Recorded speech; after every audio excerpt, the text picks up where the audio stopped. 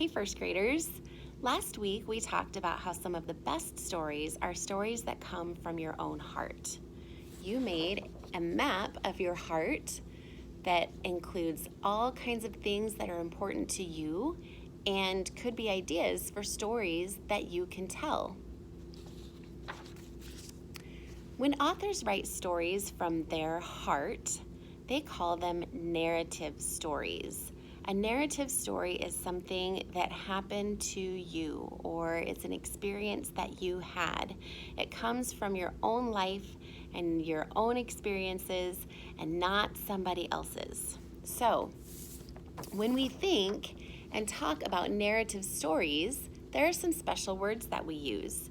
We use words like I, me, my, and we to tell our stories.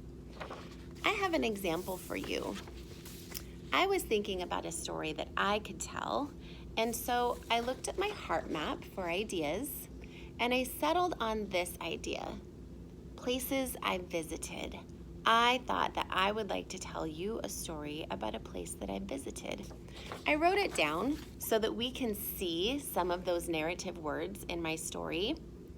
I'll tell it to you first by reading it, and then we'll look together for some of those important narrative words.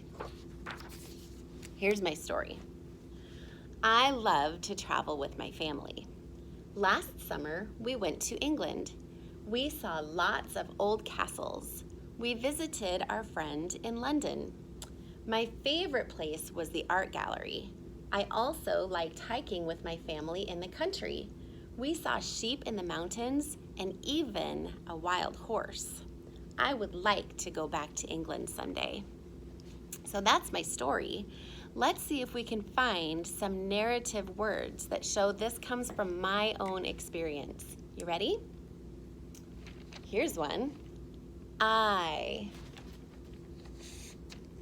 love to travel with my family. Last summer, we went to England. We saw lots of old castles. Here's another. We visited our friend in London. My favorite place was the art gallery. I also liked hiking with my family in the country. We saw sheep in the mountains and even a wild horse. I would like to go back to England someday. All right, let's count those words. See how many narrative words are in my writing.